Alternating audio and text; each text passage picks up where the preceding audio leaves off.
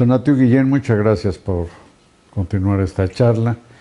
Dejé planteado anoche que sabes que está habiendo una resistencia nada desdeñable dentro de los Estados Unidos en contra de la política antimigratoria de Trump.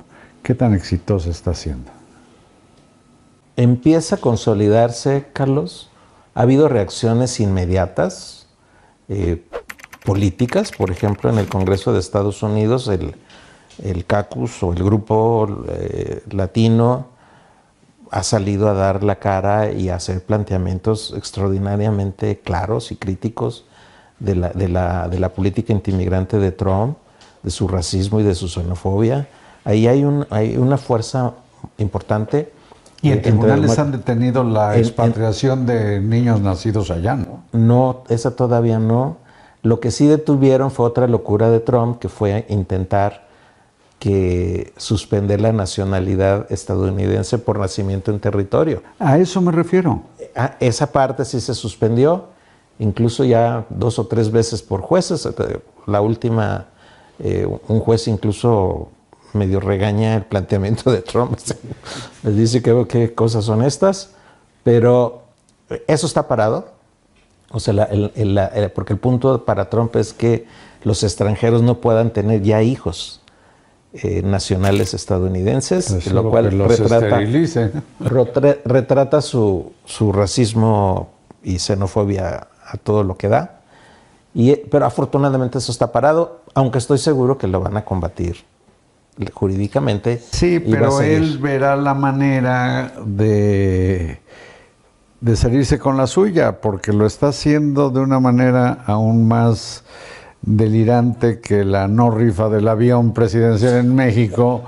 Por ejemplo, cuando dice que lo ideal para los palestinos es que se salgan de Gaza y que Estados Unidos se apropie del territorio y haga ahí una especie de balneario. Es un retrato en continuidad de racismo, xenofobia y sobre todo del no reconocimiento de derechos de las personas.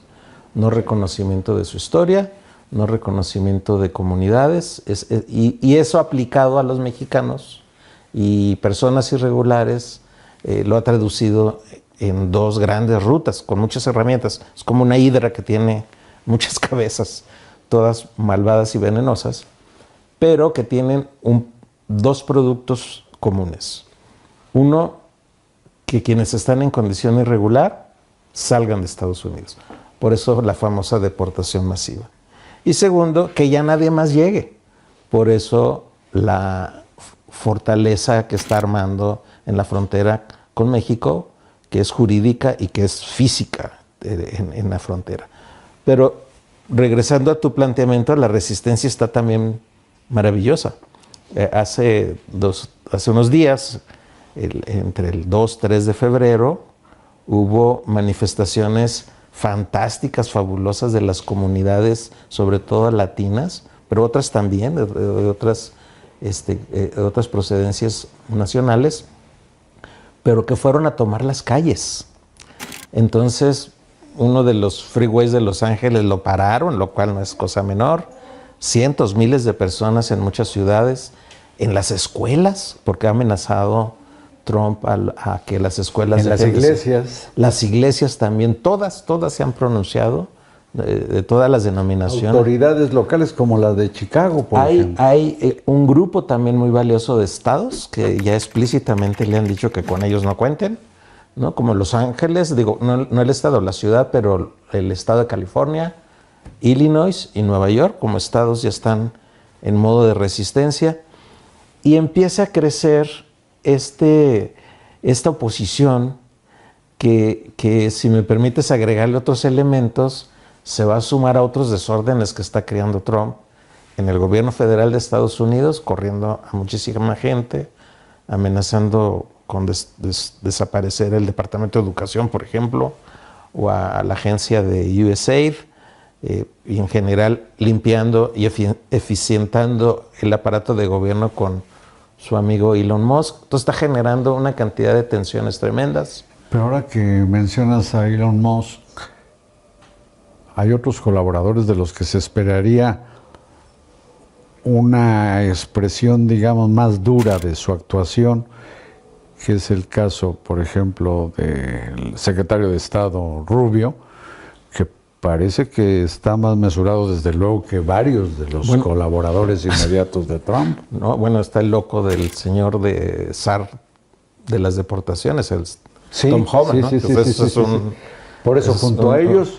Ya parece civilizado, aunque está en posiciones... Rubio era duro. Era muy duro y está en posiciones duras. Ahora fue a Centroamérica y también puso condiciones muy complicadas a Guatemala, que Guatemala incluso ya va a recibir población extranjera.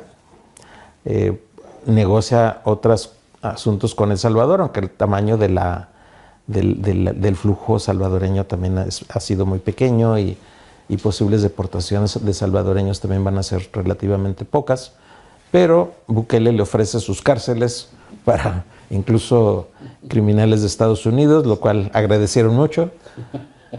Va a amenazar a Panamá.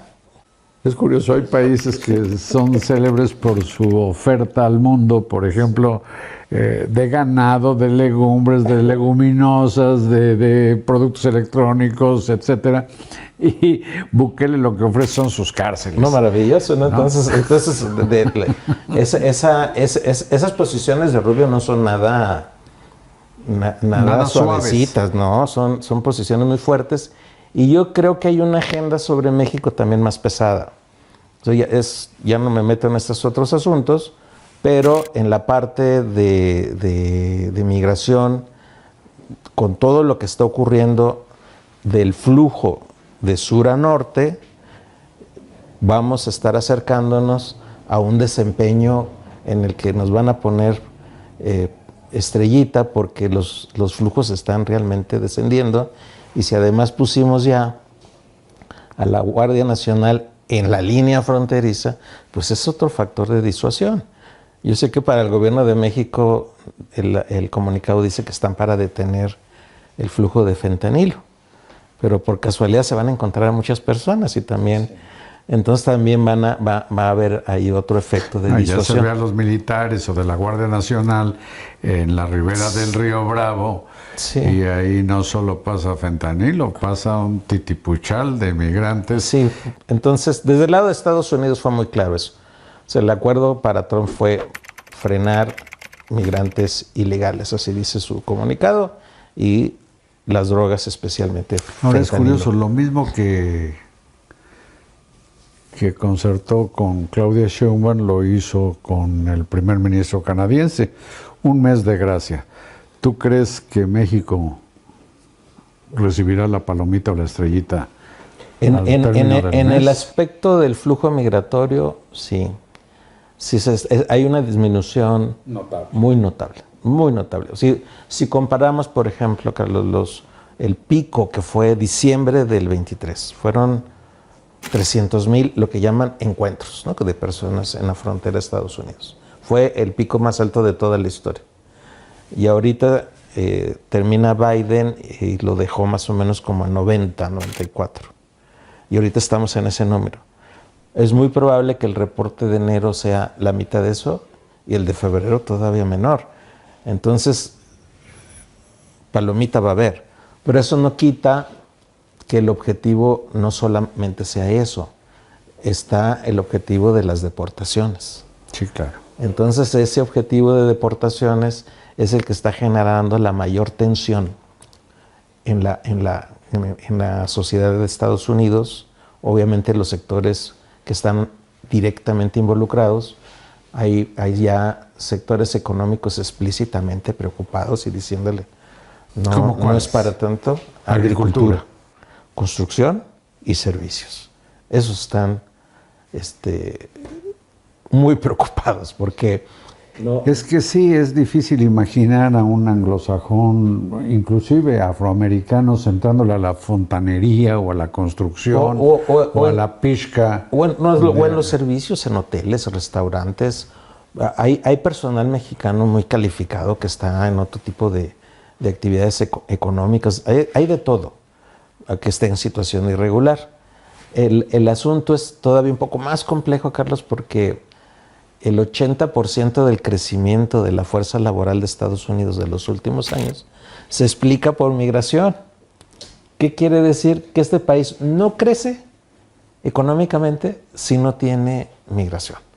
Es una contradicción. Pero no en las proporciones de que llega a presumir el gobierno mexicano, No. que ha llegado a decir que la economía tan boyante en general de Estados Unidos se debe a la migración mexicana. No solamente, o sea, sí tenemos una aportación muy importante, la más importante de todas las nacionalidades, por lo menos de la mitad o cerca de la mitad. Entonces la población mexicana sí pesa mucho. La población en condición irregular para la economía de Estados Unidos sí pesa sustancialmente.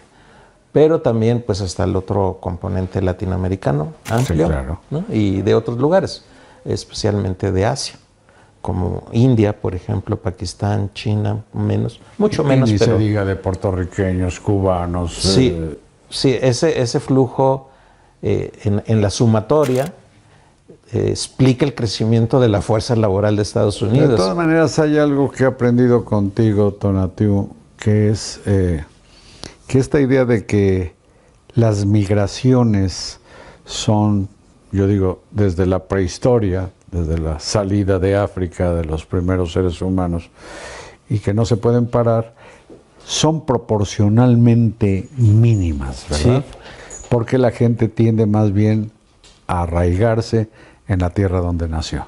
Es totalmente correcto. Para decirlo en términos mexicanos, nos gusta nuestro pueblo, ¿no? Y ahí es donde procuramos estar.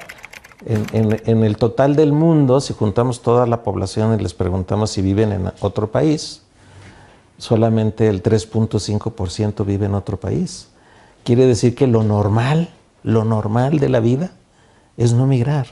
Pues ojalá para los mexicanos, cuando menos, haya la posibilidad de quedarse en donde les tocó nacer, sin violencia y con fuentes de trabajo que les permitan vivir.